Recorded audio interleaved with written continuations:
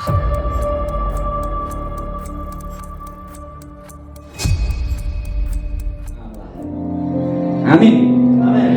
Silakan duduk, jemaat terkasih dalam Yesus Kristus. Shalom. Selamat pagi. Ya, selamat Hari Pendidikan Nasional. Karena kita melakukan praktik pendidikan dalam konteks pendidikan nasional, maka tidak boleh lupa kalau 2 Mei adalah Hari Pendidikan Nasional. Mestinya keberadaan kita Sekolah Tinggi Teologi Tamamu juga melengkapi, juga bisa mewujudkan cita-cita pendidikan nasional. Ya, saya berterima kasih kepada Ketua STT Tamamu, khususnya Seksi Ibadah, yang memberi kesempatan saya kesekian untuk bersua dengan Ibu, Bapak, Saudara terkasih, berbagi pengalaman bersama Tuhan melalui pemberitaan firman Tuhan pagi ini. Dan bagi yang sudah sering mendengarkan apa yang saya ungkapkan, ya harap bersabar karena pasti akan sangat lama.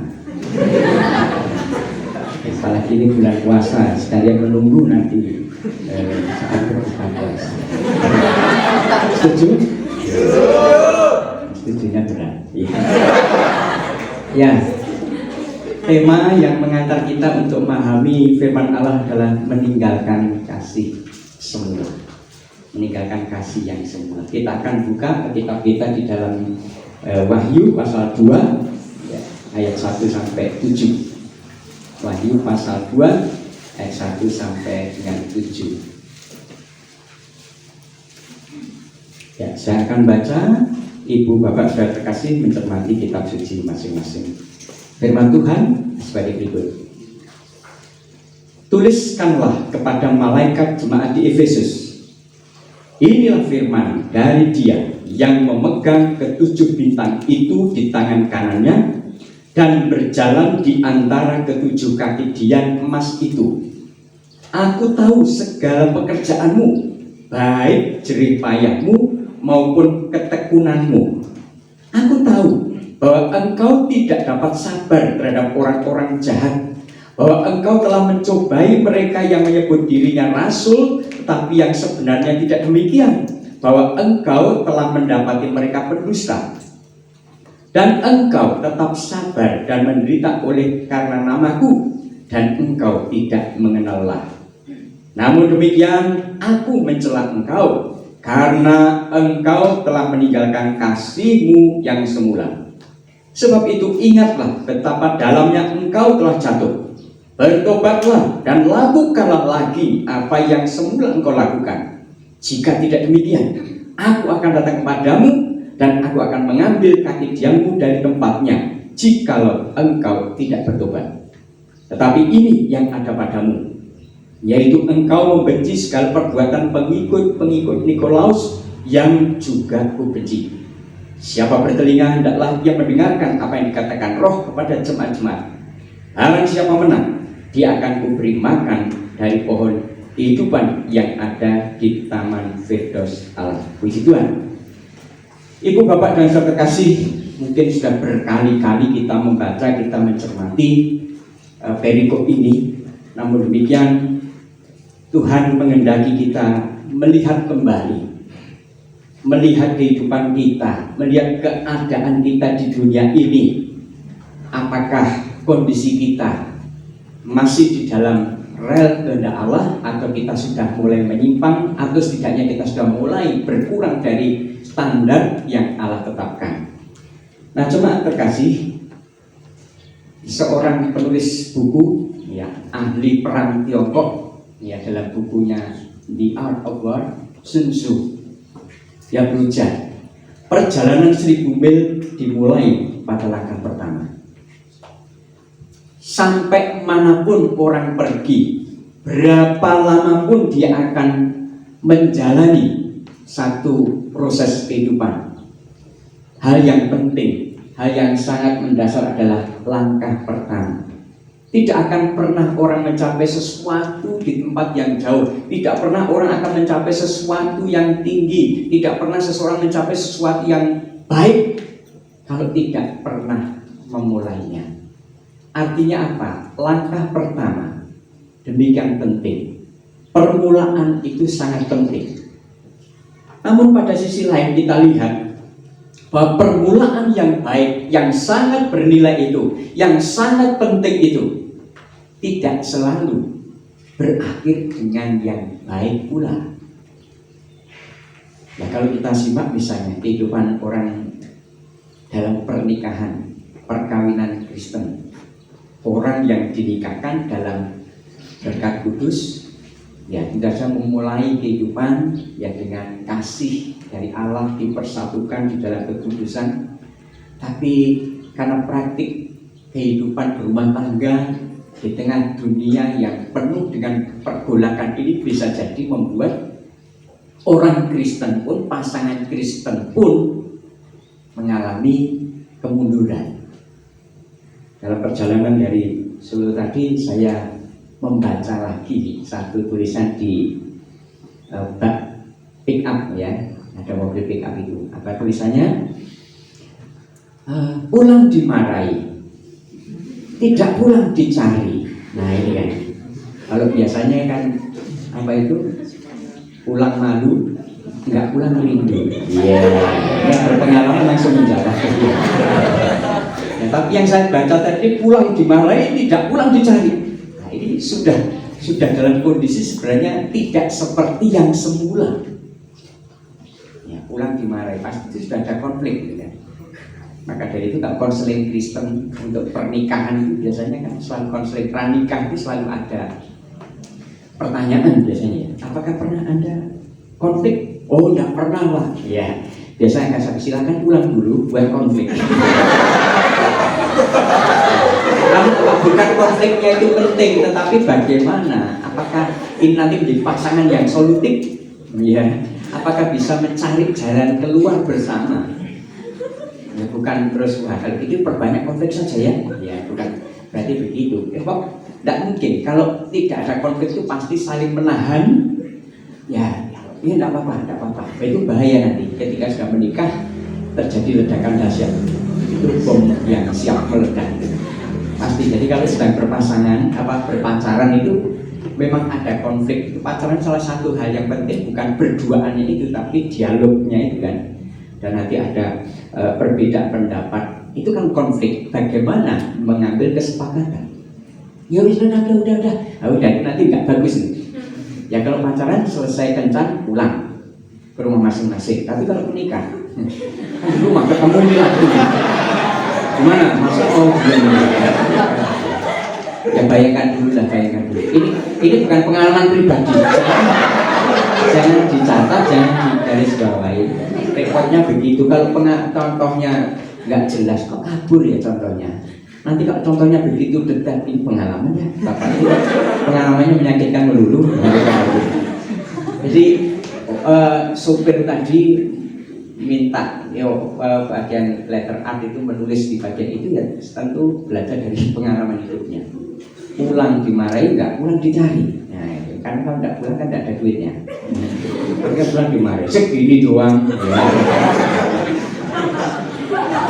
Pergi lagi, itu kenapa sudah pulang?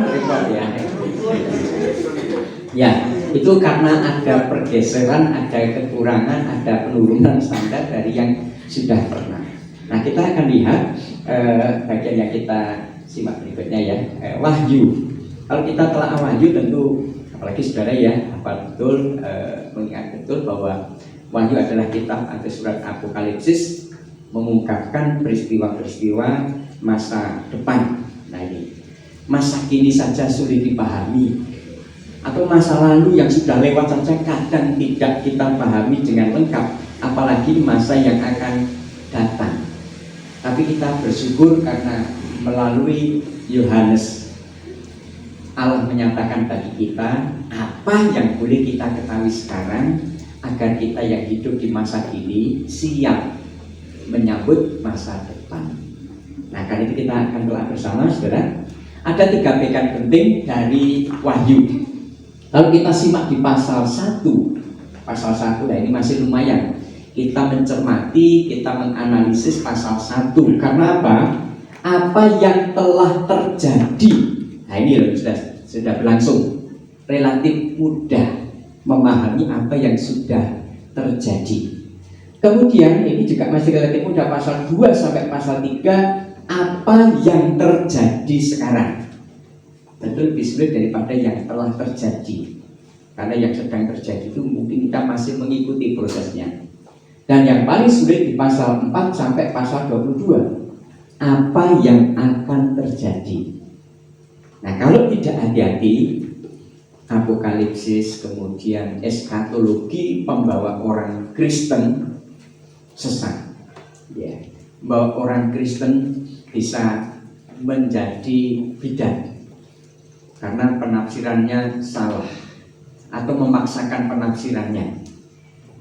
Maka hati-hati yang biasa belajar menyampaikan firman Tuhan dengan alegori, ya, pelambangan semua ditafsirkan.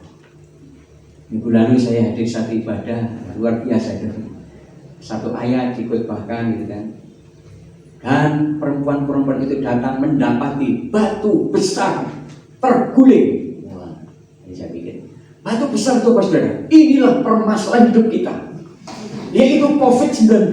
Wah, ya. Perempuan-perempuan itu wanita itu adalah orang-orang lemah. Dan tidak itu siapa? Sebagai gambaran manusia, lemah, tidak punya kekuatan untuk menggulingkan permasalahan hidup. Wah, ya cocokologi, bahaya. Semua dicocok-cocokkan. Wah, setiap kali ada batu, ini permasalahan kita. Ya. Berarti kalau nanti Anda bangun rumah, tidak boleh pakai batu. Karena berarti Anda membangun dengan permasalahan hidup. Nah, berarti ganti bataku. Ya. Nah ini berbahaya caranya seperti itu. Apalagi nanti soal angka-angka. Wah ini ada 7. Wah 7 angka sempurna. Nanti semua di kelas berebut. Nomor absen 7 Pak Saka. Kalau enggak 7 saya keluar dari sini.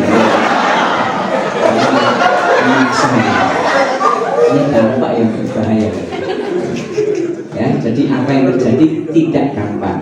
Tapi kita tak bersyukur kalau Allah ingin kita tahu, pasti Allah paparkan bagi kita. Nah sekarang kita lihat, nah 7 jemaat kecil ya, 7 jemaat ya di Asia kecil. Ya memang mungkin kecil tidak seperti jemaat-jemaat sekarang ya, jumlahnya besar anggotanya. Nah kita akan telaah satu jemaat yang disebut, yang mendapat surat tadi dikatakan katakanlah pada malaikat jemaat di Efesus. Malaikat bukan saja malaikat dalam arti yang kita ketahui, tetapi dalam konsep aslinya adalah utusan, malak atau utusan. Jadi siapapun yang diutus bukan hanya malaikat, orang-orang yang menyampaikan kabar baik itu juga terhitung sebagai utusan dalam konsep itu. Nah, Efesus kita telaah kondisinya ya. Efesus adalah kota besar dengan penduduk lebih daripada 200.000 orang. Ini penting untuk kita pahami karena di dalamnya juga kita lihat kota ini disebut kota perang dari Asia, kota dagang yang utama. Ada yang signifikan, ada yang linier. Ketika orang makmur, kadang-kadang itu juga menuju sesuatu yang disebut hancur. Makin bagus kehidupan orang, kadang-kadang juga makin banyak peluang untuk berbuat dosa. Merasa sudah mapan, orang mungkin merasa tidak perlu Tuhan lagi. Merasa mapan karena ini berkat pengalaman saya, ini berkat jam terbang saya tidak perlu campur tangan Tuhan. Nah ini juga terjadi pada jemaat di kota Efesus. Orang-orang Efesus utamanya karena ada dalam kondisi makmur, kita lihat ya, kemakmurannya itu dipengaruhi oleh kondisi geografisnya. Terletak di muara sungai Kaiser dengan pelabuhan laut terkemuka. Ini mendukung terjadinya transportasi perdagangan berjalan dengan bagus. Nah ini kemakmuran makin terfasilitasi. Apalagi dari segi tatanan infrastruktur, ada 3 jalan utama menuju ke Mesopotamia. Ada jalan utama dari Galilea dan ada jalan dari lembah Meander. Tentu kota yang strategis itu secara ekonomis pasti juga akan maju, ya. Dan kemajuan sekali lagi masyarakat pasti akan ada dampak-dampaknya, dan tidak jarang dampak itu negatif, karena mungkin sudah makin enak, ya, makin banyak kebebasan sehingga bisa lepas kendali untuk hidup benar lagi. Selanjutnya kita simak, tidak ada kekacauan politis, ya, dari segi politik di Efesus ini tidak ada kekacauan, dan karenanya pemerintah Roma sudah aman, tidak ada kekacauan politis, dan mereka terhitung mengikuti tatanan, mengikuti aturan pemerintah Roma. Maka mereka diberi kewenangan mengatur kota sendiri, punya hak otonomi. Maka disebut juga ini kota bebas. Nah, sekali lagi, makin bebas tentunya juga makin banyak peluang untuk, ya, mengalami penurunan kualitas hidup dari sisi etika. Yang menarik, Bapak Ibu saya terkasih, tentu kita juga lihat ini slide berikutnya, ya. Ya. Slide berikutnya, coba. Nah, kita lihat di Efesus ini, kita kenal ada keberadaan kuil, ya, Dewi Artemis atau Dewi Diana. Ada namanya Diana? Ya. Kalau tidak salah ini di Diana ini di sana Dewi Kesuburan. Ya, ini kalau di Indonesia mungkin Dewi Sri. Ya. Ada namanya Sri? Dan Balio Sri itu judul lagu, ya. Kalau artinya itu dan Balio Sri itu nggak pulang-pulang lagi, ya. Karena mau pulang dimarahi, tidak pulang dicari dan lain-lain. Nah, kota Efesus terkenal juga karena ada kuil Dewi Artemis atau Dewi Diana, Dewi Kesuburan. Dan menarik pula, di lingkup kuil Dewi Artemis ini, kalau ada orang misalnya melakukan kejahatan, dia lari ke radius sekian ratus meter dari kuil, tidak boleh diproses, dia bebas dari kesalahannya. Nah, kalau polisi Amerika kan ada kewenangan. Kalau polisi sektor Tamangu tidak akan mungkin mengejar penjahat sampai Karangpandan. Nah, kecuali polisi federal. Nah, ini tapi kalau di sini ada kewenangan, kalau sudah masuk situ aman, ada penyucian. Nah, ini karena punya kewenangan tadi, punya kebebasan tersendiri. Nah, sebenarnya kalau Dewi Artemis ini di sekitar Solo ada sih, ada nih Dewi Kesuburan itu di Solo ada. Yang mumpung Anda di sini, terutama yang dari luar Jawa Tengah, saya memberitahu sekilas info, di Kabupaten Sragen ada daerah, jangan ke sana loh, ya. Tapi kalau dikatakan jangan, malah ke sana nanti. Coba saya menggali informasi, Pak. Membuktikan kebenaran yang disampaikan Pak Pur. Itu ada yang daerah disebut Gunung Kemukus. Tahu? Tahu, kalau soal itu mesti tahu malah, ya. Gunung Kemukus itu ada ritualnya.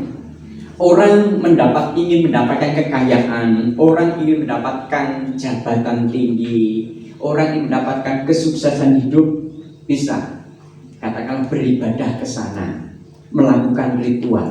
Dan ritualnya menarik. Tahu? Saya beritahu belum. Ya. Ritualnya apa? Maaf ya, ini sangat sensitif, tapi terus saya sampaikan. Ritualnya adalah orang yang ingin mendapatkan kekayaan apapun yang didambakan, kalau sudah di situ harus bersedia, maaf ya, berhubungan seks dengan siapa saja di situ, laki-laki dan perempuan. Nah, ini jadi dia mau ke sana. Nah, tetapi ini juga rupanya, ya, masyarakat itu juga menangkap peluang, terutama PSK itu menangkap peluang, ini peluang bisnis gitu. Sehingga mereka bukan mencari kekayaan dalam arti cari jimat-jimat itu, tapi justru, ya, membuat etalase sendiri, ya, promosi, ya, supaya Anda butuh pasangan, saya siap. Nah, itu kan. Kok tahu? Bukan pengalaman, ya, tapi menghimpun informasi saja, kan, telah ada berapa kali. Itu bisa judul skripsi loh. Teman saya pernah membahas topik ini kalau sudah tesis, ya, itu budaya, ya, jadi budaya yang terjadi di Kabupaten Sragen. Tidak apa-apa kalau Anda mau kesana, saya antarkan. Ya, saya antarkan itu gerbangnya, saya ikuti gerbangnya. Jadi, ya mungkin daerah lain ada. Jadi kira-kira kondisinya seperti itu ya kalau ada di UED Artemis. Nah, ini 7 jemaat yang mendapatkan surat, ya, mendapatkan surat. Jadi ada Efesus, kemudian Smyrna, Philadelphia, Laodikia, Sardis, Tiatira, dan Pergamum. Nah, kita akan telaah dari ke-7 surat untuk 7 jemaat itu. Kalau kita amati ada pola dasarnya, ciri umumnya apa? Di sana ada penyataan Yesus, bukan pernyataan, bukan statement, tapi penyataan bagaimana Yesus menyatakan diri. Lalu yang kedua ada profil, ada potret jemaat. Bagaimana kondisi jemaat, bagaimana eksistensi jemaat. Lalu yang ketiga, nasihat Tuhan. Ada nasihat, karena pasti jemaat itu sampai ada kelebihan, pasti ada kekurangan.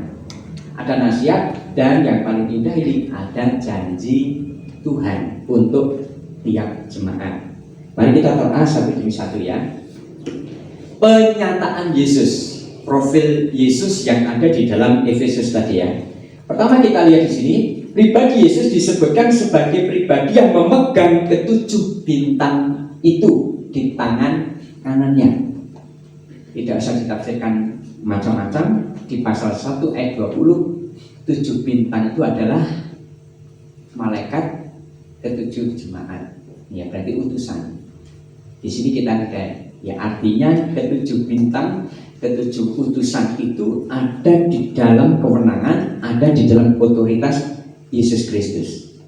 Berikutnya, Yesus Kristus adalah pribadi yang berjalan di antara 7 kaki Dia itu. Jadi terkait dengan kuasa Yesus, ini berhubungan erat dengan apa yang dilakukan oleh Yesus terhadap jemaat.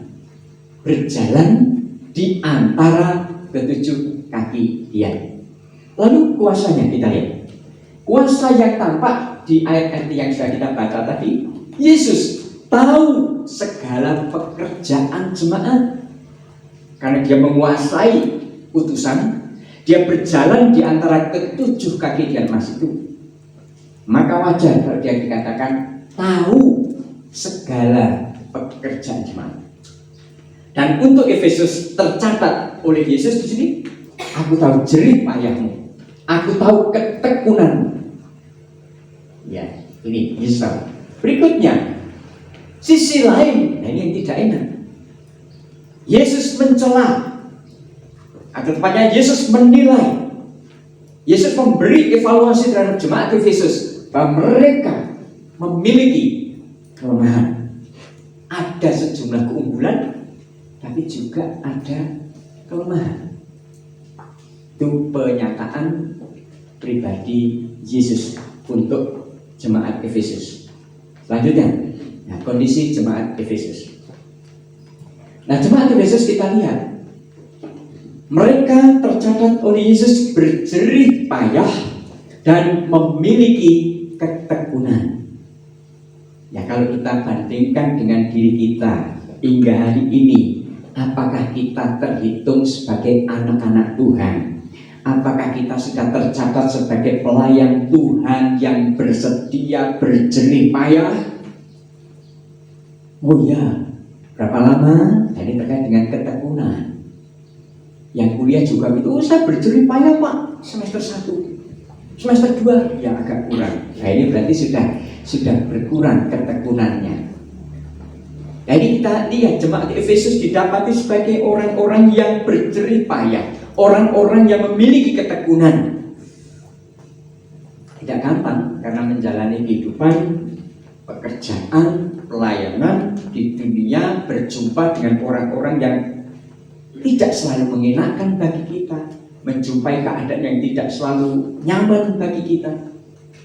Tantangan besar untuk tetap berjerih payah, tantangan besar untuk mempertahankan ketekunan. Tapi itulah yang ada pada jemaat Efesus.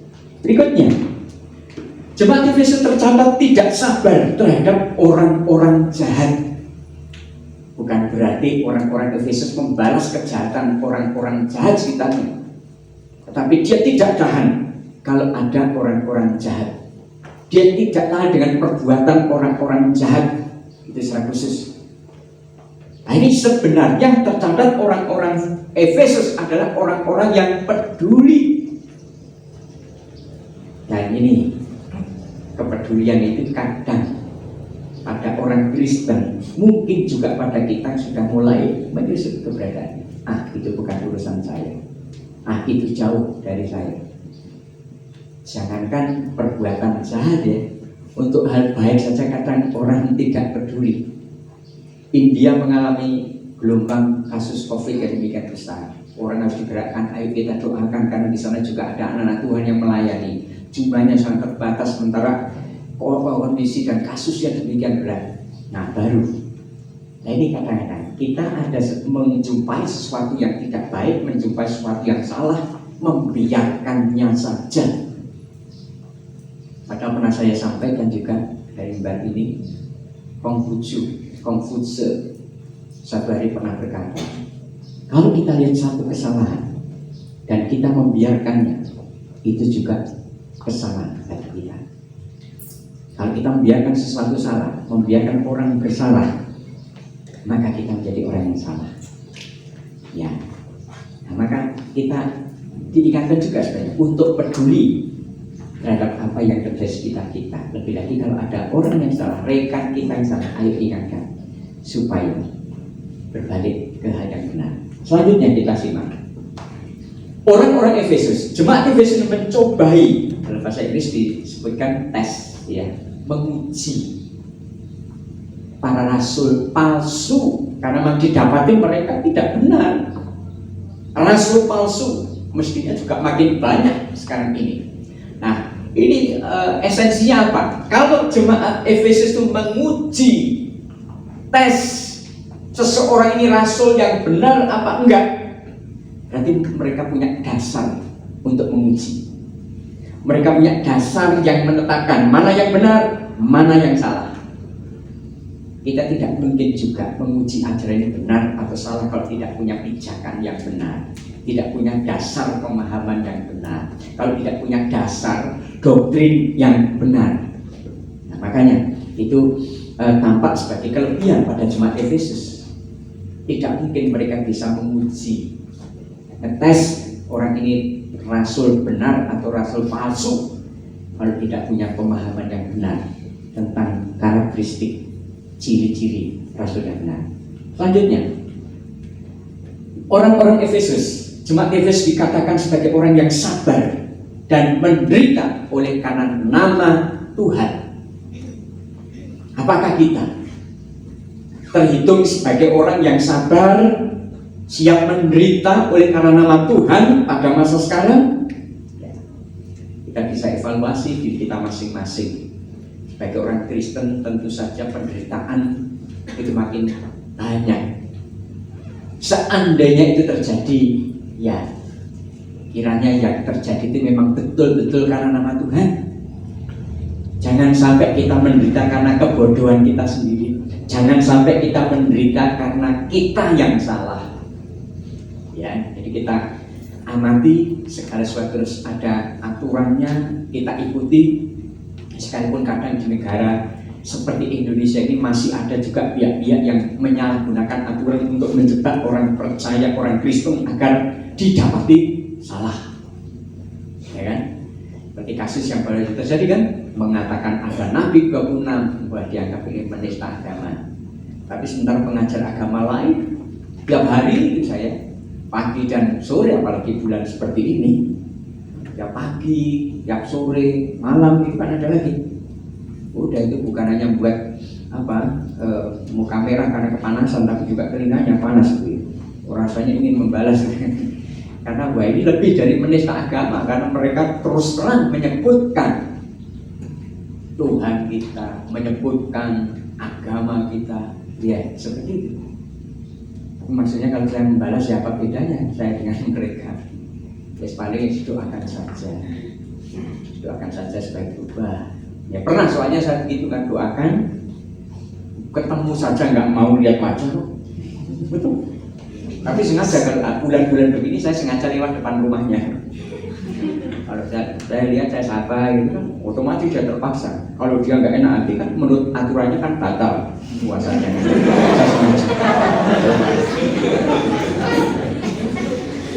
Jujur ya saya. Ya. Tapi satu hari dia, wah ini namanya karena orang kadang-kadang menjadi takut karena kondisinya tidak berdaya. Orang ini kalau ada di mimbar itu ngomongnya menyakitkan itu nggak pernah belajar sejarah Yahudi juga sih. Tahunya Yahudi itu Kristen, tahunya Yahudi Kristen. Jadi setiap apapun yang jelek itu karena Yahudi. Wong Covid gak ada dikatakan itu adalah ulah orang Yahudi kerjasama dengan Amerika. Tapi yang konyol kadang-kadang mereka mengatakan apa corona itu? Corona itu virus itu apa bapak itu? Kuman itu, wah sudah tidak cocok itu. Berarti dia nggak belajar biologi. Masih saya tanyakan virus sama dengan kuman itu sama saja dengan bakteri itu, sudah beda lagi itu. Wah ini nggak pernah tahu pelajaran biologi, tadi nggak ikut pelajaran sejarah ya. Jadi Yahudi kayak apa nggak ngerti, Israel kayak apa nggak ngerti. Taunya Yahudi itu Kristen, bukan Kristen ya, Kristen.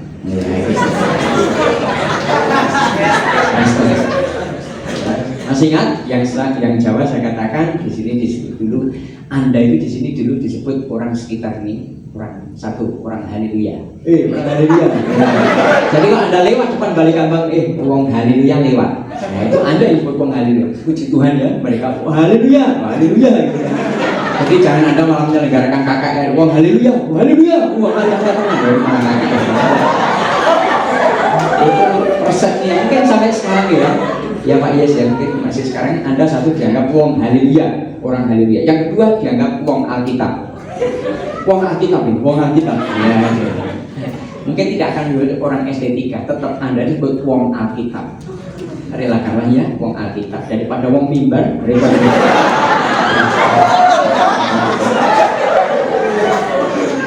Tapi yang ketiga ini yang nggak enak itu yang harus dari wong Kristen. Padahal menurut orang bahasa Jawa itu gak enak ngomong Kristen. Kristen tahu artinya?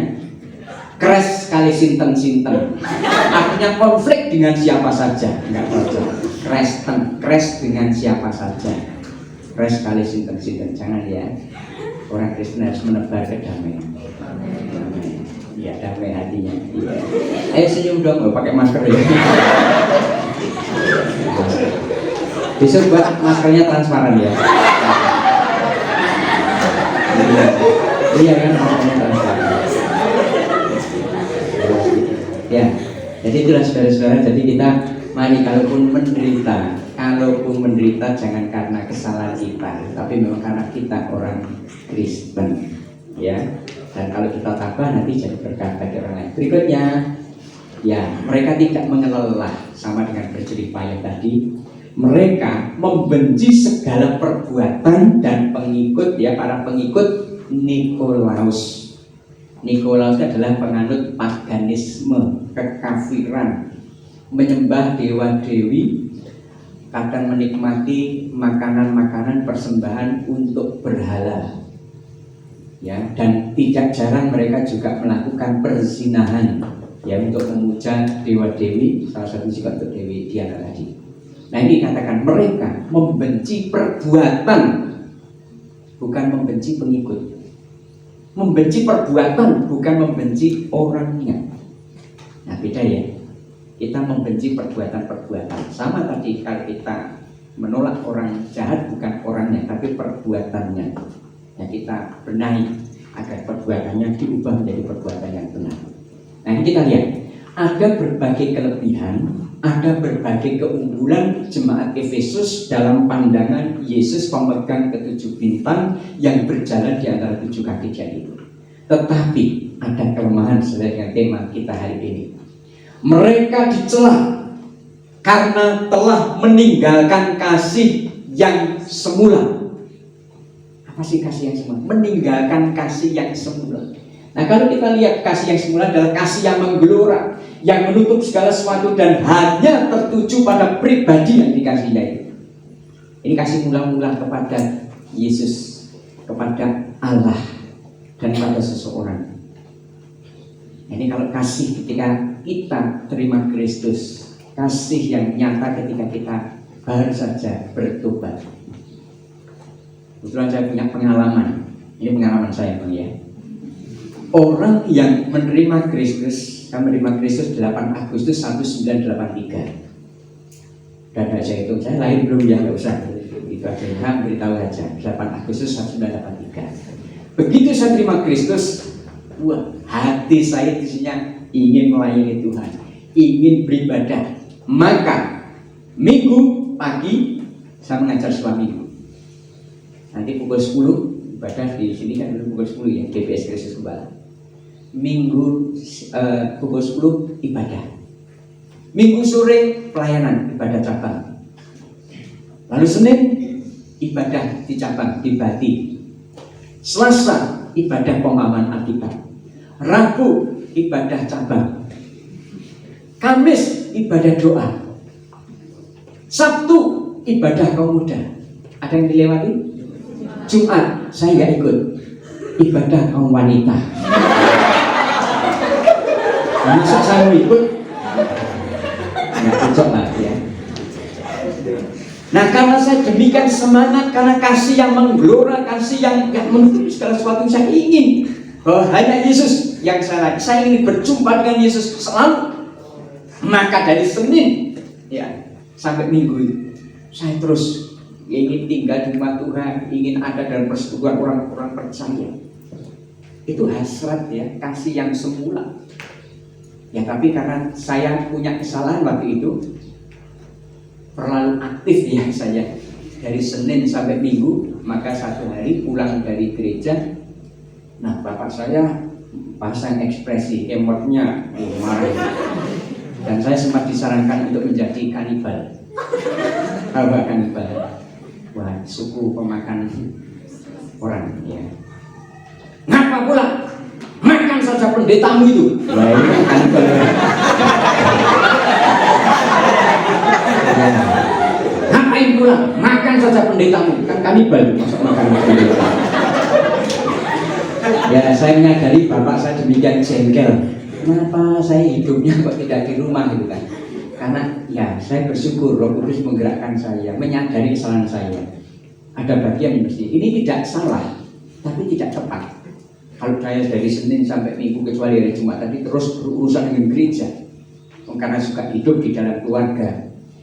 Saya bergereja terus menerus, membantu pelayanan terus menerus, tapi saya lupakan pekerjaan rumah. Akhirnya saya didamprat sini. Nah, untung saya sadar kalau tidak jadi suku kanibal betul.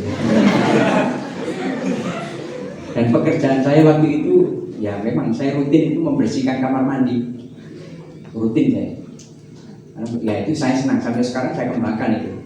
Ada yang dibersihkan.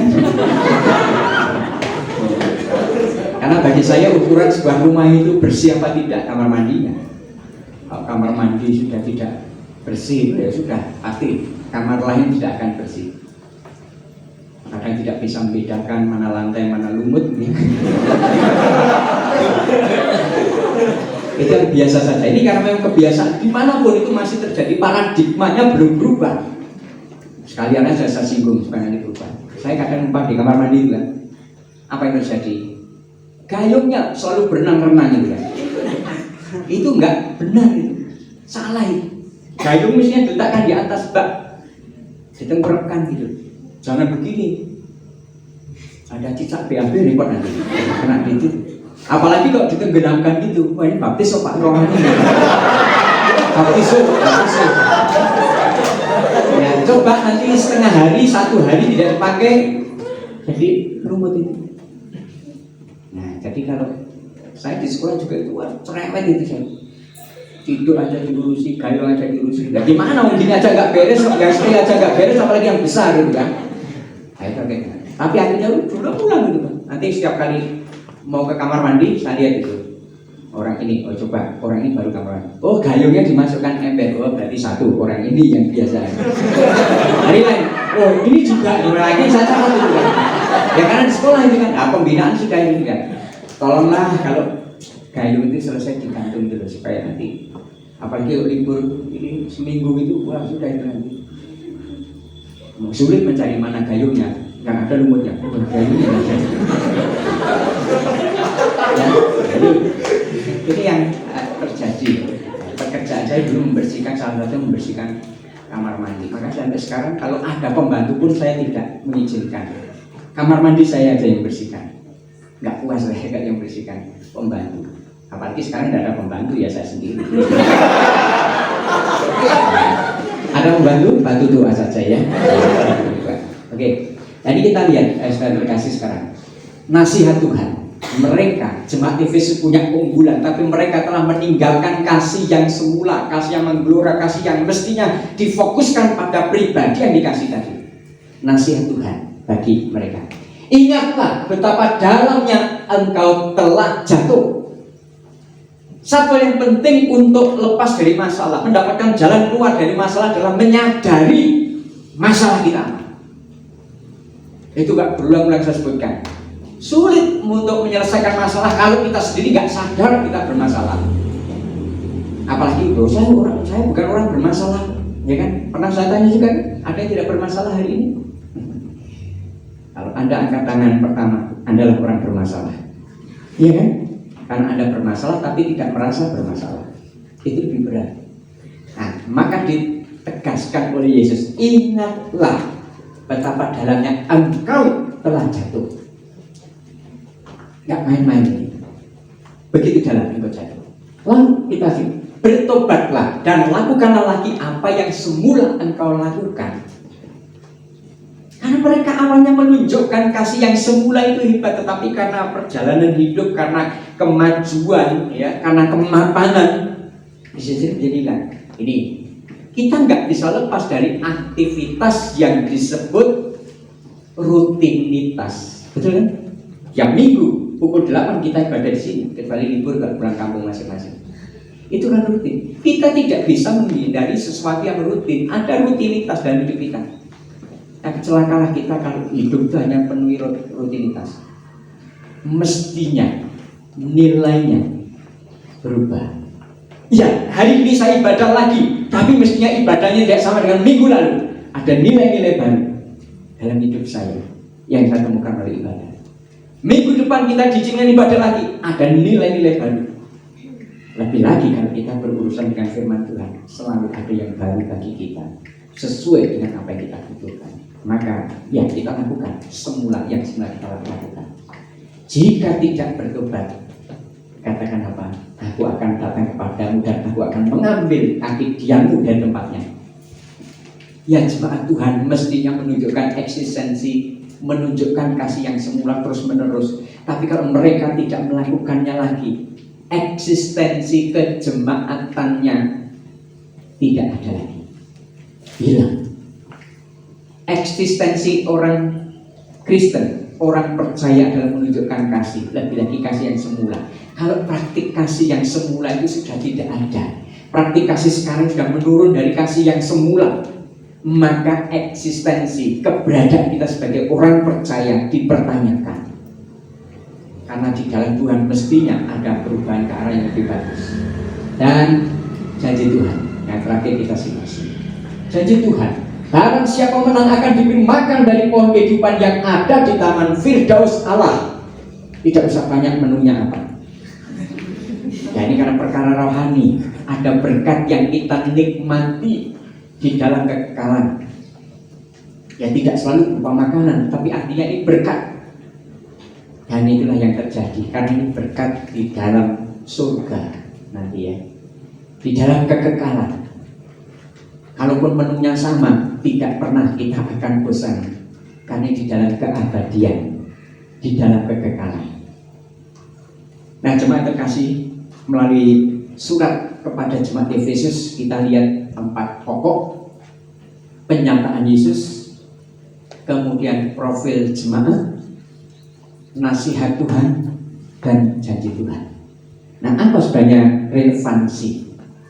Bagaimana kita mengaitkan firman Tuhan, surat kepada ketujuh jemaat, dalam hal ini jemaat Efesus ini, bagi hidup kita sekarang dan masa depan. Yang pertama kita lihat, hidup kita tidak pernah lepas dari proses.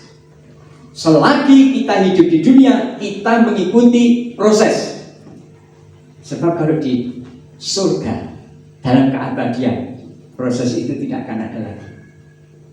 Karena sudah yang ada dalam keabadian, tidak ada perubahan lagi. Tapi selama kita di dunia ada proses. Nah, yang seiring sejalan dengan hal itu mestinya progres. Makin banyak angka usia kita, makin tinggi semester kita, makin lama waktu kita melayani Tuhan, mestinya ada progres, mestinya ada kemajuan, mestinya ada perubahan ke arah lebih bagus yang sering disebut sebagai dinamika. Tapi apakah kenyataannya seperti itu? Ya setidaknya kalau hari ini kita dibawa Tuhan mengingat, melihat keadaan kita melalui jemaat Efesus, ya di saat inilah kita memberikan evaluasi diri. Saya makin tua, semester makin tinggi, angka tahun pelayanan saya makin banyak. Kira-kira saya hanya sebatas proses atau sudah sampai pada progres? Ada progresnya tidak? Ya mungkin kita seperti hanya jemaat Efesus. Ingatlah betapa dalamnya engkau jatuh. Bertobatlah dan lakukan lagi apa yang pernah engkau lakukan. Nah, yang kedua, tantangan bagi kita adalah pandemi COVID-19. Apa yang terjadi? Bapak Ibu terkasih, orang dalam kegalauan, setiap orang dalam tekanan. Ini terjadi kemerosotan. Memang awalnya fisik sakit, tetapi ketika fisik ya terkontaminasi ya virus COVID-19, mentalnya juga terserang. Sekarang pola pikirnya, aduh mau begini takut, mau begini takut. Aduh jangan-jangan ketemu orang juga begitu. Ini ada virusnya enggak? Ini bersih apa enggak ya? Ini steril apa enggak ya? Lalu sosial. Ya jelas nih social distancing. Ya kan? Kalau dulu tidak berjabat tangan, sombong amat. Nah itu kan? Dulu berpelukan, cipika-cipiki, sekarang Nah bukan murid, tapi memang enggak boleh itu. Dan dulu disuruh, dulu diimbau, tapi sekarang malah dilarang. Ucapan Natal dulu kan, ya orang ditegur, saya pun termasuk menegur. Loh, hari gini, selagi orang tua masih hidup, mengapa Anda mengucapkan selamat Natal? Anda tidak datang, hanya lewat WhatsApp. Orang tua kan di dalam kota, selagi masih hidup, mengapa tidak Anda datang? Baru sadar. Tapi kalau sekarang, tidak usah datang ya kan? Cukup WA saja. Dari kadang-kadang ya dunia terbalik. Jadi ada ya perubahan, ya perubahannya namanya new normal. Kadang dia abnormal juga ya. Ada ekonomi. Ya memang satu sisi orang menangkap ini peluang. Coba kalau Anda ke Solo, ibaratnya hampir tiap rumah itu buka warung. Lalu yang beli siapa coba? Karena memang sulit, ekonomi sulit. Orang berupaya apapun dijual, bahkan tetangganya lewat pun dijual. Ini beli. Apapun dijual, makin kreatif ya. Makin kreatif ya. Nah ini lihat nih, rohani nih. Apakah tidak terdampak? Terdampak. Ibadah yang tadinya 1,5 jam, 2 jam saja, 1 jam harus selesai. Ya saya terakhir menyinggung hal ini ibadah di gereja yang dilayani Bapak David Eko Setiawan. Pak, durasi 1 jam Pak. Jadi khotbah tergopoh-gopoh itu. Rasanya baru pengantar kok sudah penutup gitu. Ya sisi lain ini jemaat dulu kalau tidak bergereja, tidak datang di gereja itu rasanya, oh ya Tuhan, aku sangat berdosa. Sekarang rasanya tidak beribadah itu enjoy saja. Kan bisa online. Ibadah pukul 9 nanti buka linknya saja sore. Itu pun mungkin ya sambil apa lagi, tidak fokus gitu. Dan paling menyenangkan mungkin kan tidak perlu pakai persembahan gitu kan. Kan persembahannya virtual, di foto saja. Ini persembahanku, mana persembahannya? Ada kemerosotan. Nah ini terutama juga dalam kerohanian berkenaan dengan pelayanan kita. Dulu ketika melayani demikian banyak pekerjaan yang diselesaikan, ibaratnya berkat Tuhan, imbalan itu ada. 2 bulan lalu sama ini, Pak, ini pergumulan berat, Pak. Pelayan Tuhan itu tugasnya makin banyak, apalagi bagian ini ya, tim kreatif ya, media kreatif, media itu harus menyiapkan rekaman, harus menyiapkan live streaming dan sebagainya. Tapi maaf kata ya, persembahannya tiap bulan yang diterima kan sama, pekerjaan tambah banyak. Jadi kadang-kadang orang mengalami kemerosotan juga. Aduh, berat ya sekarang ini. Akhirnya apa, hasrat untuk melayani bisa jadi tidak semenggelora ketika dia kali pertama. Nah ini COVID-19, hati-hati.